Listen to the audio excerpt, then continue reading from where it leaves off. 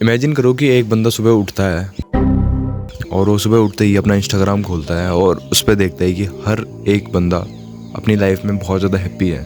मतलब लोग वेकेशंस पे जा रहे हैं, घूम रहे हैं और उनके रिलेशनशिप्स अच्छे चल रहे हैं और लोग बहुत ज़्यादा लग्जरी लाइफस्टाइल को जी रहे हैं। और फिर ये सब देखने के बाद उसके दिमाग में बस एक बात घुस जाती है कि उसे भी हैप्पी रहना है, उसे भी खुश रहना है। और उस दिन के बाद वो लड़का एक ऐसी रेस में भागना शुरू कर देता है जिस रेस का कोई एंड ही नहीं है, जो रेस कभी ख़त्म ही नहीं होने वाली। तो अब यहाँ पर क्वेश्चन ये आता है कि अगर तुम हैप्पीनेस को चेज करते हो तो क्या तुम्हें असली में हैप्पीनेस मिलेगी या फिर तुम और ज़्यादा मिजरेबल बन जाओगे। यहाँ पर सबसे बड़ी प्रॉब्लम ही यही है कि हम हैप्पीनेस को एक प्रोडक्ट समझते हैं। जैसे अगर मुझे ये जॉब मिल गई तो मैं खुश हो जाऊँगा, अगर मेरे पास एक गाड़ी आएगी तो मैं हैप्पी हो जाऊँगा, मैं सेटिस्फाइड हो जाऊँगा। बट रियलिटी ये है कि जितनी ज़्यादा तुम हैप्पीनेस को चेज करते हो तुम उतनी ही ज़्यादा अनहैप्पी बनते जाते हो। सिंपल सा एग्जांपल लो कि जब तुम कॉन्शियसली सोचते हो कि I want to be happy, then उस मोमेंट पर तुम्हें सबसे ज़्यादा यही रियलाइज़ होता है कि तुम अभी हैप्पी नहीं हो। बुद्धा ने कहा था कि desire is a root of suffering. अगर तुम हैप्पीनेस को गोल बना लोगे तो दुख तुम्हारी लाइफ में ऑटोमेटिकली आएगा, तुम कभी भी खुश नहीं रह पाओगे अगर तुम हैप्पीनेस को ही गोल बना दोगे। एपिक्रस ने कहा था कि happiness is not about more pleasures, it's about eliminating the unnecessary desires. मतलब तुम्हें अगर हैप्पीनेस को अचीव करना है एक लेवल पे तो तुम्हें प्लेजर्स के पीछे नहीं भागना, ठीक है। तुम्हें प्लेजर्स से कभी भी हैप्पीनेस नहीं मिलने वाली।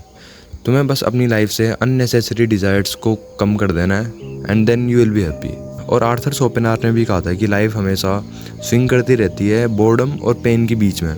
इसके ऊपर मैंने एक डिटेल्ड वीडियो बना रखी है। डिटेल भी क्या है, मतलब 5 मिनट की वीडियो होगी शायद आर्थर शोपेनहावर पे। उसमें मैंने इस चीज़ को बताया है, लाइफ का स्ट्रक्चर ही यही है कि तुम मतलब अनअवॉइडेबल पेन प्लस मतलब ये सारी पेन और सफरिंग वगैरह, जब तुम मतलब कोई गोल अचीव कर लेते हो उसके बाद तुम्हारे पास एक नया टारगेट आ जाता है, फिर तुम उसके लिए सफ़र करते हो, फिर तुम्हें थोड़ी देर के लिए हैप्पीनेस फील होती है, तुम्हें थोड़ी देर के लिए खुशी मिलती है, बट उसके बाद से तुम वापस से उसी स्टेट पे आ जाते हो।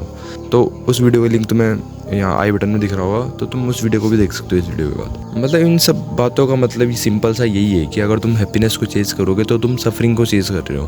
और अगर हम इस बात को मॉडर्न साइकोलॉजी के पॉइंट ऑफ व्यू से देखें तो हेडोनिक ट्रेडमिल करके एक कॉन्सेप्ट होता है। मतलब तुम एक अचीवमेंट पाते हो, कुछ दिन खुश रहते हो, फिर से वापस तुम अपनी उसी स्टेट पे आ जाते हो, जैसे कि आर्थर शोपेनहावर ने भी कहा था, ठीक है। और फिर वो चीज़ तुम्हें बहुत ज़्यादा नॉर्मल लगने लगती है, जिसकी चीज़ की वजह से तुम्हें कुछ टाइम तक बहुत ज़्यादा खुशी मिली थी और उसके बाद तुम्हें कोई नई बड़ी चीज़ चाहिए होती है। दूसरा डोपामिन लूप, मतलब जब तुम शॉर्ट्स, रील्स, ये सब चीज़ें कंज्यूम करते हो सोशल मीडिया पे, तो ये तुम्हें डोपामिन की बहुत छोटे छोटे से शॉर्ट्स देता है, ठीक है। मतलब तुम्हारे डोपामिन को ट्रिगर कर देता है बेसिकली और उसे थोड़ा ऊपर लेवल पर पहुंचा देता है, जिसकी वजह से ये होता है कि तुम्हारा डोपामिन को जो बेस लाइन होती है वो भी ऊपर चढ़ जाती है, ठीक है। वो जो बेस लाइन एक्चुअल में होनी चाहिए थी वो नहीं रहती है।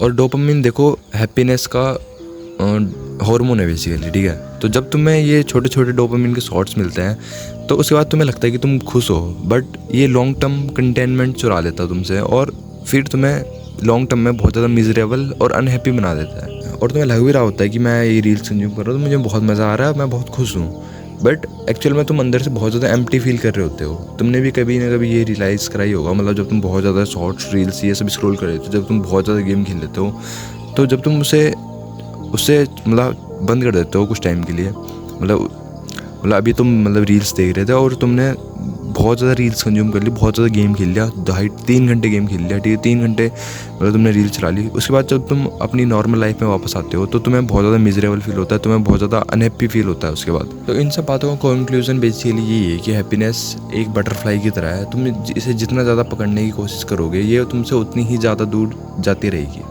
तो तुम्हें हैप्पीनेस पे ध्यान नहीं देना है, तुम्हें अपनी लाइफ पे ध्यान देना है, ठीक है। अपनी लाइफ को बेटर बनाना है। और तुम देखो हैप्पीनेस एक बाई प्रोडक्ट है, ठीक है, जो कि तुम्हें मिलेगी एक मीनिंगफुल लाइफ से, एक अच्छी लाइफ से। तो तुम्हें एक अच्छी लाइफ जीनी है, तुम्हें काइंडनेस की लाइफ जीनी है, तुम्हें बस अपनी ग्रोथ पे फोकस करना है और तुम्हें शांत रहना है बेसिकली, ठीक है। तुम्हें नेचर के बीच जाना है, तुम सुबह जल्दी उठो। मतलब जब तुम अपने डोपामिन के बेस लेवल को वापस से नॉर्मल लेवल पर लेके आ जाओगे, अगर मैं साइंस के पॉइंट ऑफ व्यू से तुम्हें बताऊँ तो तुम बेसिकली खुश रहने लग जाओगे छोटी छोटी चीज़ों पर ही, ठीक है।